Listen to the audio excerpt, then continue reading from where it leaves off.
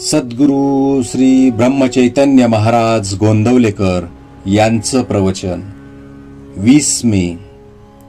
भगवंताच्या स्मृतीत प्रपंच करावा. दुःखाचे मूळ कारण स्मरणातून गेला रघुनंदन. सर्व दुःखांचे मूळ भगवंतापासून झालो दूर. रामा वाचून प्रपंचात नाही सुख, कारण प्रपंच मूर्तिवंत आहे दुःख. कोळशाने हात काळा झाला, त्याने दुःखी कष्टी झाला. ज्याचा जो धर्म तो त्याने पाळला. आपण मात्र नाही ओळखला, तैसा प्रपंच दुःखाचा झाला. भगवंता वाचून वाया गेला. जगातील ऐश्वर्य मानाची प्राप्ती, रामरायाविन समाधानाला न देती. जे जे वैभव जगती, ते ते आले हाती. वाया सर्व जाते, हाती न येता रघुपती. परमात्म्याचे विस्मरण हेच बीज जाणावे मूळ कारण. काळजी चिंता अहंकार, भीती तळमळ फार, हा झाला त्याचाच विस्तार. तात्पर्य कडू बी पेरले, त्याचे गोड फळ नाही आले. काळजी आणि भीती भगवंताच्या विस्मृतीत जन्मती. म्हणून प्रपंचातील लाभ आणि हानी परमात्म्याला दूरच करतील दोन्ही. व्यवहार सद्वासना सदाचरण, लौकिक संतती संपत्ती शास्त्राचे मनन. सर्व काही रामाविन वाटे शून्य. संतती संपत्ती लौकिकाची प्राप्ती, सर्व वैभव जरी आले हाती. तरी रामाविन आहे फजिती. प्रपंची ठेवता दक्षता, न विसंबे रघुनाथा.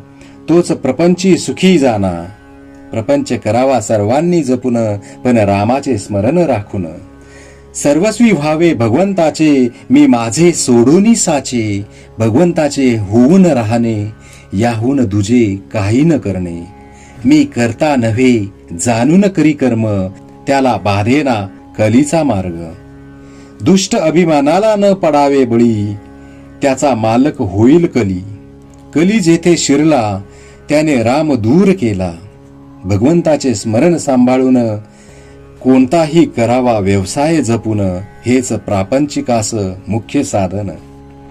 करता मी नव्हे करता राम, ही मनात जाणून खून. करावा व्यवहार जतन, रामा परते हित. मानी त्याचा होई घात. जोवर करता मी हे ध्यानी, तोवर मन न लागले राघव चरणी. मी पणा टाकावा अभिमान सोडावा. सुख येईल त्याचे मागे हा विश्वास बाळगावा. ज्याने केले सर्वच रामास अर्पण, तेथे मी पणास नाही ठाव ठिकाण. पापाचे न व्हावे आपण धनी, करता राम जाणून मनी. राम सेवे परते हित, सत्य सत्य नाही या जगात. म्हणून रामास व्हावे अनन्य शरण, दुःख दूर व्हावयास मुख्य साधन. मनाने होऊन जावे भगवंताचे, त्याने खास केले सार्थक जन्माचे.